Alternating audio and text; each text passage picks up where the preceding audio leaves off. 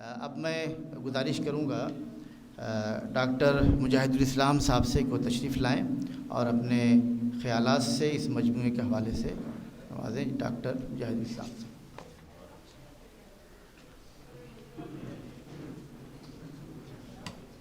السلام علیکم۔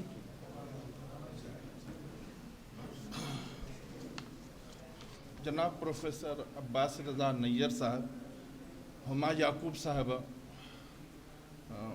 ہارون شامی صاحب، عمیر منظر صاحب، خواتین و حضرات، آج کے اس جلسے میں میری اس مختصر سی تحریر کا عنوان ہے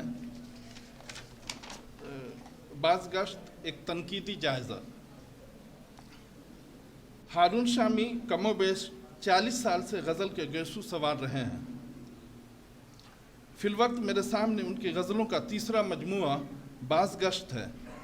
مجموعے پر پروفیسر محمود الہی، پروفیسر ملک زادہ منظور احمد، پروفیسر عباس رضا نیّر، ڈاکٹر عصمت ملیح آبادی، ڈاکٹر عمیر منظر، ڈاکٹر ہارون رشید اور ڈاکٹر رضوان جیسے ناقدین فن نے مہر تصدیق ثبت کیا ہے۔ عام طور سے اردو شعراء کی روایت رہی ہے کہ وہ اپنے مجموعے کلام کی شروعات حمد و نعت و منقبت وغیرہ سے کیا کرتے ہیں، اور یہ روایت اتنی مستحکم ہے کہ اسی لکھنؤ میں جب 1841 میں پنڈت دیا شنکر نسیم نے اپنی مثنوی گلزار نسیم تصنیف کی تو اس کی شروعات بھی حمد باری تعالیٰ ہی سے کی۔ ہر شاخ میں ہے شگوفہ کاری، ثمرہ ہے قلم کا حمد باری۔ مجموعے میں حمد و نعت و سلام کے بعد تقریباً 84 غزلیں شامل ہیں۔ جب کبھی غزل کا ذکر آتا ہے تو عام طور سے یہی خیال کیا جاتا ہے کہ اس میں عشق و عاشقی کی ہی باتیں ہوں گی۔ غزل کی تاریخ کی ابتدائی 2-3 صدیوں تک یہ مبنی بر حقیقت بھی تھی۔ غزل کے اس یخرخے پن کی طرف اشارہ کرتے ہوئے مولانا محمد حسین آزاد نے لکھا تھا کہ یہ سب مرتبان میں رکھی ہوئی ٹرافیوں کی طرح یک مزہ ہیں، البتہ ان کی پنیاں ضرور بدلی ہوئی ہیں۔ اس وقت مولانا الطاف حسین حالی نے بھی آزاد کی ہاں میں ہاں ملائی تھی اور اپنے مقدمے میں غزل کے موضوع اور اس کی لفظیات پر سخت تنقید کی۔ حالانکہ اس حد تک غالب جیسا عظیم المرتبت شاعر غزل کے موضوعات کو وسعت بخش چکا تھا، اور آگے چل کے ترقی پسند تحریک سے وابستہ شعراء نے تحریک کے منشور کے خلاف جا کر غزل کے موضوعات و لفظیات کو وسعت دیتے ہوئے اسے کائنات کے سارے موضوعات سے ملا دیا، اور اب ہارون شامی کے مجموعہ غزلیات بازگشت کے قاری کے سامنے مذکورہ الزام بالکل باطل ہو کر رہ جاتا ہے۔ شعر و ادب کی تنقید سے سروکار رکھنے والے اشخاص جانتے ہیں کہ کسی بھی ادبی تخلیق کو 2 سطحوں پر جانچا اور پرکھا جاتا ہے۔ پہلی سطح مواد یا مٹیریل کی ہے اور دوسری سطح اسٹائل یا اسلوب کی ہے۔ اس کو مختصر لفظوں میں یوں بھی کہہ سکتے ہیں کہ کیا اور کیسے، یعنی شاعر نے کیا کہا ہے اور کیسے کہا ہے۔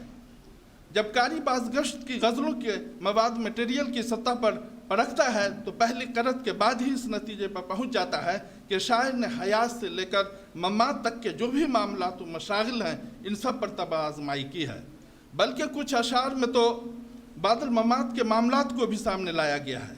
اگرچہ ان میں سے ہر ایک کے ذکر کا یہاں پر موقع نہیں، پھر بھی ان میں سے چند ایک کا ذکر نہ کرنا بڑی ناانصافی ہوگی۔ ان میں سے پہلی بات تو یہی ہے کہ انسانی فطرت میں اللہ میاں نے جو چیز وافر مقدار میں ودیت کی ہے وہ ہے محبت و درد کا جذبہ۔ یہی وجہ ہے کہ جب ہم عالمی ادبیات کا مطالعہ کرتے ہیں تو اس کا بیشتر حصہ اس ذیل کا پاتے ہیں۔ شامی کے یہاں اس طرح کے جو اشعار ہمیں نظر آتے ہیں ان میں سے ایک طرح کی پاکیزگی کا احساس ہوتا ہے، پھوہڑ پن اور لچر پن کا اس میں شائبہ نظر نہیں آتا۔ مثالوں سے یہ باتیں اور بھی واضح ہو جائیں گی۔ چند اشعار ملاحظہ فرمائے جائیں۔ کچھ تیرے حسن کی تاثیر ہے دل میں پنہا، کچھ تیرا رنگ بھی شامل میرے جذبات میں ہے۔ وہی چیز جسے دیکھنا نہ سنا پہلے، وہی چیز جسے دیکھا نہ سنا ہے پہلے، وہی چہرہ میرے احساس و خیالات میں ہے۔ کیوں حسین لگتی ہے دنیا کی ہر ایک شے مجھ کو، کیا تیرا حسن نہاں میرے خیالات میں ہے۔ اس میں کوئی شبہ نہیں کہ شاعر و ادیب سوسائٹی کے عام لوگوں کے معاملے میں بہت ہی زیادہ حساس ہوتا ہے۔ دوسری طرف یہ بھی ایک حقیقت ہے کہ ادب میں کوئی بھی بات 2-2 4 کی طرح نہیں کہی جا سکتی۔ فارسی کا مشہور شعر ہے، برہ نہ حرف نہ گفتن کمال گویائیست، حدیث خلوتیاں جذب و رمز و ایمائیست۔ بیان کا کمال یہ ہے کہ فاش انداز میں بات نہ کہی جائے، اہل خلوت صرف رمز و اشارے سے اپنا مطلب بیان کر جاتے ہیں۔ یہ دیکھنا دلچسپ ہوگا کہ ان مواقع کے اظہارات کو ہارون شامی نے اپنی شاعری میں کس انداز سے جگہ دیا ہے۔ یہاں 3 مثالیں ملاحظہ فرمائیں۔ مگر جو بات تھی کہنے کی وہ کہیں نہیں گئی، مگر جو بات تھی کہنے کی وہ کہیں نہیں گئی، میں ان کے دل میں رہا ان کے درمیاں بھی گیا۔ کچھ تیری یاد میں، کچھ تیری شناسائی میں، زندگی گزری ہے خوابوں کی پذیرائی میں۔ جتنی کوشش کی پاس آنے کی، بڑھ گئی دل کی دوریاں کچھ اور۔ ان اشعار میں شامی نے جن خوبصورتی سے خلوت اور آرزو وصال کے موضوعات کو باندھا ہے، اس سے ان کی خوش سلیقگی کا اظہار ہوتا ہے۔ عام طور پر یہ دیکھا گیا ہے کہ جو چیزیں بکثرت میسر آتی ہیں اس کی قدر ہم بہت جلد کھو دیتے ہیں۔ اس کی اہمیت کا ہمیں بخوبی احساس رہے، اس کے لیے ہمیں بیچ بیچ میں قدرت کی طرف سے ہجر و فراق کا جھٹکا بھی لگتا رہتا ہے۔ جیسا کہ اثر گوڈوی نے کہا ہے، اگر آسانیاں ہو زندگی دشوار ہو جائے۔ ہارون شامی کے اس مجموعے میں اس قبیل کے اشعار بھی ہمیں دیکھنے کو مل جاتے ہیں۔ اس سے بچھڑ کے مدتوں میں سوچتا رہا، اس سے بچھڑ کے مدتوں میں سوچتا رہا، شاید میری طرح وہ مجھے چاہتا نہ ہو۔ آنکھوں میں رنگ دل میں کسک، بے زبان سب شامی وداع یار کا منظر نظر میں ہے۔ ہجر کے مناظر کا یہ بیانیہ ہمیں شامی کی قوت مشاہدہ اور ان کی بصیرت پر ایمان لانے پر مجبور کرتا ہے۔ انسانی زندگی میں کریکٹر اور کردار کی خاص اہمیت ہوتی ہے، چاہے وہ فائدہ رہا ہو یا نقصان کا اندیشہ ہو، اس کو ہمیشہ ایک حالت پر، آدمی کو ایک حالت پر قائم رہنا چاہیے۔ تھالی کے بیگن کی طرح کبھی ادھر تو کبھی ادھر نہیں پسر جانا چاہیے۔ انگریزی کی ایک بہت مشہور کہاوت ہے، character is lost then everything is lost. مشہور معروف پاکستانی شاعر ظفر اقبال نے تو یہاں تک کہہ دیا ہے، جھوٹ بولا ہے تو قائم بھی رہو اس پر ظفر، جھوٹ بولا ہے تو اس پہ قائم بھی رہو ظفر۔ آدمی کو صاحب کردار ہونا چاہیے۔ انسانی خصلت کی تہداریوں کو ہارون شامی نے مختلف انداز میں شعری پیکر عطا کیا ہے اور قاری کو دعوت فکر دیا ہے۔ ان میں سے چند اشعار ملاحظہ فرمائیں۔ منزل بھی تیرے قدموں کو چومے گی ایک دن، بس ایک بار وقت کے سانچے میں ڈھل کے دیکھ۔ جو نہ بدلے تو بدل دے گی یہ دنیا تم کو، وقت کے ساتھ بدل جانے کی تدبیر تو ہے۔ مدتوں بعد یہ ہوا معلوم فائدہ حکم کی تعمیل میں ہے۔ ان اشعار میں دیکھا جا سکتا ہے کہ شامی نے ایک ہی موضوع کو کس قدر خوبصورتی کے ساتھ الگ الگ انداز میں باندھا ہے۔ تجربہ کہتا ہے کہ آدمی کو کسی بھی معاملے میں ہر کسی پر اعتماد بھروسہ نہیں کر لینا چاہیے، بلکہ اپنے دل و دماغ کی آنکھیں بھی کھلی رکھنی چاہیے۔ عبداللہ بن مکفہ کی مشہور کتاب کلیلہ و دمنہ میں تو یہاں تک کہا گیا ہے کہ لا شیء خف و اسرع تقلبا من القلب، یعنی پلٹنے کے لحاظ سے کوئی بھی چیز دل سے زیادہ ہلکی اور تیز نہیں ہے۔ اس واقعے میں آگے یہاں تک کہہ دیا گیا ہے کہ موقع بہ موقع والدین، بھائی، برادر اور دوست و احباب کے دل کو ٹٹولتے رہنا چاہیے کہ کسی خاص وقت میں ان سب کے دل میں اس کے لیے کیا ہے۔ ان سب کے باوجود جو دیکھا گیا ہے کہ آدمی ہر غیر نتھو خیرے پر بھروسہ کر لیتا ہے، نتیجتاً دھوکہ کھاتا ہے۔ انہی صورتحال سے آگاہ کرنے کے لیے بازگشت کے شاعر نے دیکھیے کس انداز سے اپنے خیالات کو پرویا ہے۔ اب کس امید پہ غیروں پہ بھروسہ رکھوں، اب کس امید پہ غیروں پہ بھروسہ رکھوں، میرا سایہ بھی مجھے چھوڑ گیا ہے شاید۔ چہروں پہ کتنے چہرے لگائے ہوئے ہیں لوگ، یہ شہر دیکھنا ہے تو چہرہ بدل کے دیکھ۔ مجھ کو ڈر لگتا ہے اپنوں کی ریاکاری سے اور انہیں خوبی کردار سے ڈر لگتا ہے۔ جہاں بھی چاہوں یہی خواب ڈسنے لگتا ہے کہ اپنے سائے سے ڈر ڈر کے بھاگتا ہے کوئی۔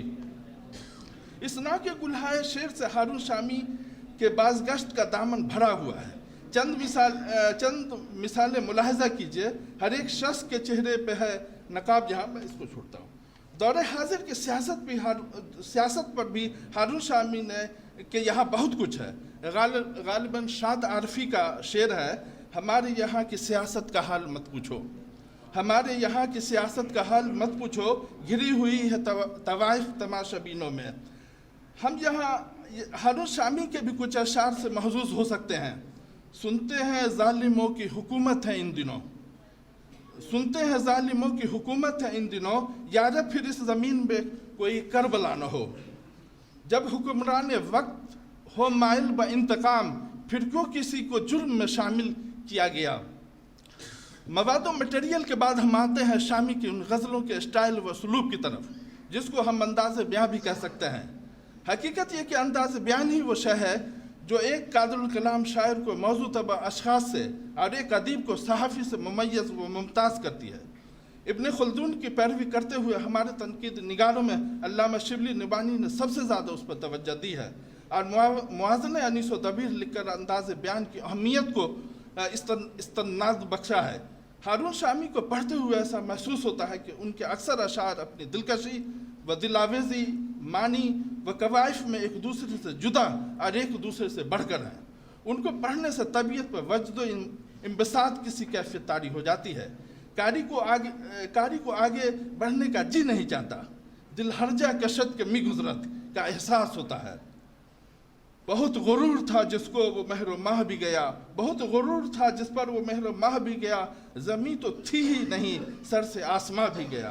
पहले तन्हाई के एहसास से डर लगता था, पहले तन्हाई के एहसास से डर लगता था, अब मुझे मजमे अंसार से डर लगता है।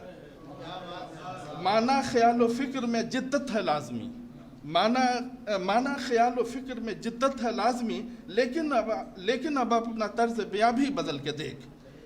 तवालत की वजह से बकिया मिसालों से मैं आमदन गुरेज कर रहा हूँ। मुझे उम्मीद है कि शामी के इस मजमूए की सदाए बाशगश्त देर तक सुनी जाती रहेगी। शुक्रिया।